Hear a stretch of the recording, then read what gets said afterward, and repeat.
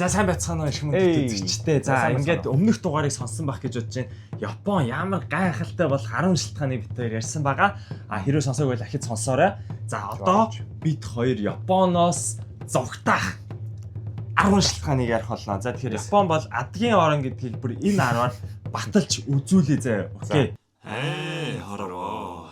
За шууд эхлэе. За хамгийн эхлээд газар хөдлөлт буюу байгалийн гамшиг. За байгалийн гамшигаас ер нь зугтах нь бол уусаа ойлгомжтой. Японы хүмүүс бол маш уусаа дасцсан гэх юм уу те. Миний хувьд бол яг хизээ газар хөдлөлт болохын, хизээ цунами болохын, хизээ тайфун болохын те. Энэ бүхтээс одоо юм чинь сэтгэл төгссөн нэг мэдрэмжүүд ер нь бол уусаа байж идэг те. Ялтчгүй олон тийм гамшигуд болж исэн учраас. Яг зөв бүр үнэхээр аимшигтай. Юу баруун Японы одоо амар том газар хөдлөл маш олон хүн өгсөн. Энэ бүр ингээд маш харамсалтай. Харин дараагийн дугаар дээр хоёулаа энэ талаар харин дэлгэрэнгүй бас хамгаалах өөрсдөө хамгаалах үед ярэ. Одоо харин шууд хоёрлоо орцгоё. За хоёрдугаарт ажлын байрны одоо дарамт гэх юм уу. За энийг гэхдээ шууд дарамтаар ойлгож болохгүй шүү. Энийг зүгээр зангио буюу одоо илүү цагаар ажиллахыг хэлээд байгаа маа. За ер нь бол за илүү цаг би бол ажиллаж үзээгүй. Би бол сурагч хүн. Тэгээд за ажиллах ер нь бол юу гэж бодож байна. Япончууд яаж ингэтлээ хөгжсөн бэ гэдгийн гол шалтгаан өгтлээ ажилласан. Тэд нэр өөрсдөө супер ухаантай, супер мундаг гэдгийг мэдчихсэн, мундаг биш гэдгийг мэдчихсэн. Тийм болохоор тэд нь хийхээс үр зам үлдээгүй. Тэгээ тийм болохоор тэр нь одоо холт үлдчихсэн. Манай дарга орой ингээд 8 гээд одоо харихтаа ажил нь 5-аас тардаг. Орой 8 гээд харихтаа ажлынхнаасаа за sorry өнөөдөр жоох их тарчигээ тарьдаг. Юу вэ? Ажлын цаг дууссан биз? 2-3 гар ингээд за ингээд ард нь үлдчихийдэг. Тэгээ 10-11 гээд харцгаад.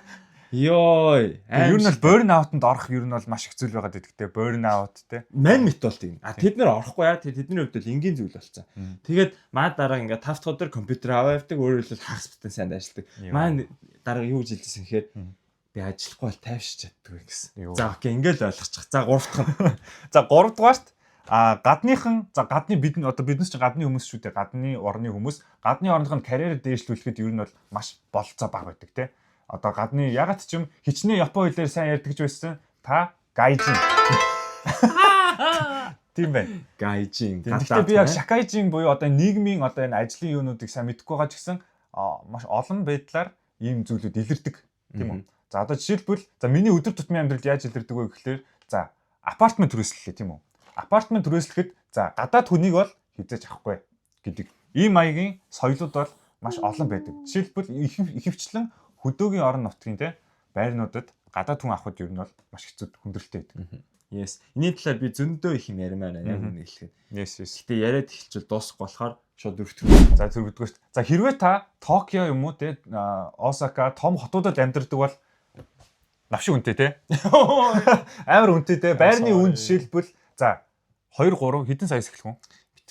За Япон мөнгөөр бол за багада 7,000 6-аас 7,000 хоороноос ер нь бол эхэлнэ. Тэ? Эхлэн гэж байна шүү дээ. Чи мяа газар амьдрахад чи сая 3-400 мянган төгрөг төлөх юм сая. Тэг ер нь бол маш үнэтэй. За ер нь бол тэгээ дээрэс нь нийтийн тээврийг бол байнга ашиглах хэрэгтэй. Гэх юм уу ажил руугаа явхад те. Тийм учраас ер нь бол Японы Токио хот болон том хотуудад амьдрахад бол хэцүү. За жижиг хотууд бол яг бас боломж юм те.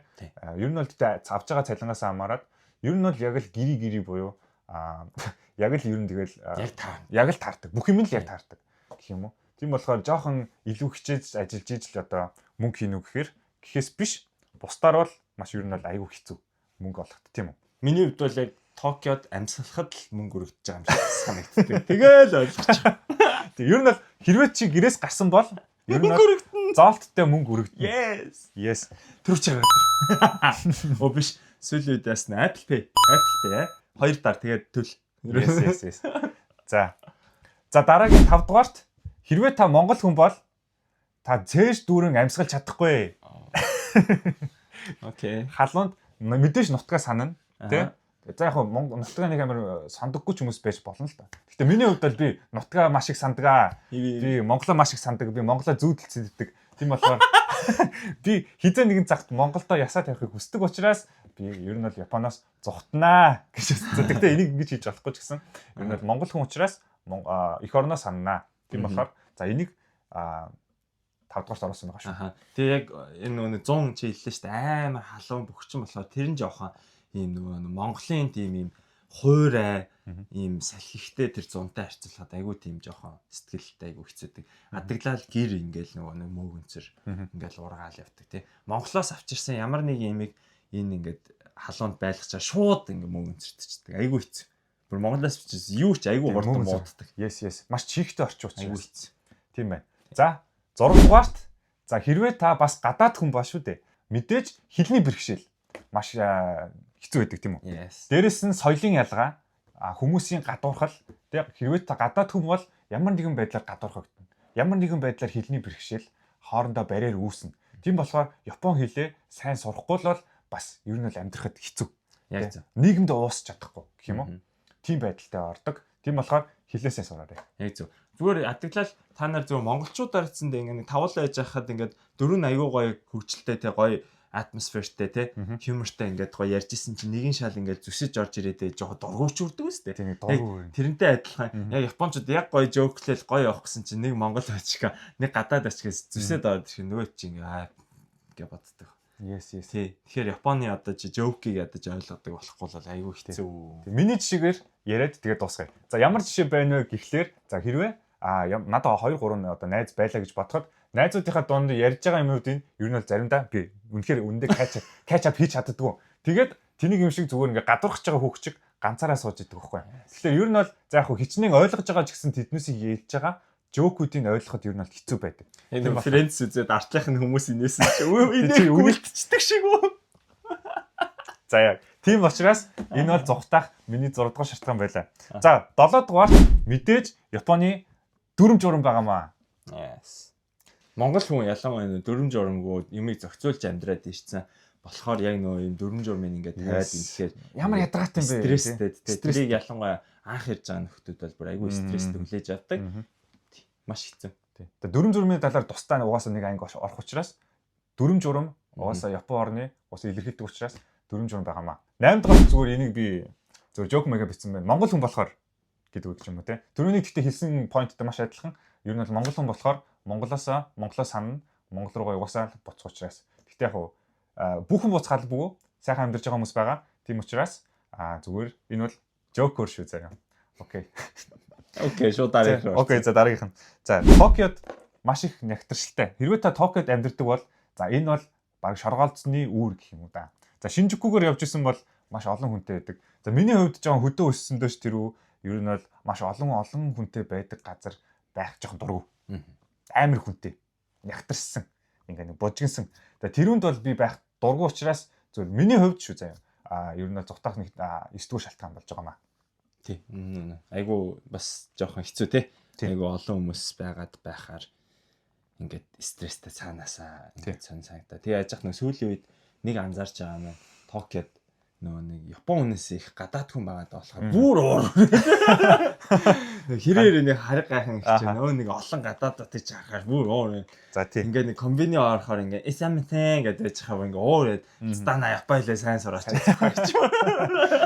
Йоо, sorry. За окей, шууд дараах руу. За дараагийнх нь бол за хэрвээ та хөдөө юм уу те Акита ч юм уу за бусад Токио хотуудад амьдардаг бол за жи сүүлийнх нь штэ. Тэгэхээр яг одоо subscribe-а дараа, like-а дараад асуулт ивэл комент сэгтчээрээ. Тэгээ өөрийнхөө бас subscribe дарах мартаа. Өөрийнхөө бас биднээс хэлээгүй зугтах шалтгаан байвал бас комент сэгт бичээрэй. Oh yes, exactly. Окей, шууд 10 дахь. Окей, за 10 дугаарт та хэрвээ Токио болон ер нь бол бусад төвийн хотуудаас хол хөдөө газар амьдардаг бол за ер нь бол хоол бол хэцүү дээ тий. Ер нь бол хүссэн гадаадын тийм үү хадаадын гой хоолууд ер нь бол идэхэд бол маш хэцүү байдаг. Хийдэ гадаад хоол идэхгүй байсараа сайн гадаад гэдэг үг буруу хадаад гэж шүү дээ. Гадаад хоол идэхгүй утгаар юм бол юм. Гадаад хоол шүү, хадаад биш. За тэгтээ мэдээж яг байгаа ч гэсэн за бас нэмэлтээр нэг зугтах шалтгаан гэвэл за мэдээж саяхан эдийн засгаар Япон ер нь бол маш уналттай байгаа. Хичнээн том эдийн засгтай ч гэсэн одоо ч гэсэн уналттай хэвээр байгаа. Тэг яг эдийн засгийн хувьд маш таагүй нөхцөл байдалтай учраас за бас зугтах нэг шалтгаан болж байгаа юм. Такаичи-сан саяхан бас сонгогдсон учраас maybe зугтах шалтгаан ч гэж магадгүй. Ингээ газ зугтах уу. За тэгээд зугтах 10 шалтгаан 90% дууслаа. За тэгээд та бүхэн комент хэсэгт сэтгэлээ үлдээгээрэй. Like, subscribe битгий мартаарай. За тэгээд оогийнх аль хэдийн зугтаачих шиг боллоо. Тэгээд би ч бас зугтаая та. За баяртай. хараа.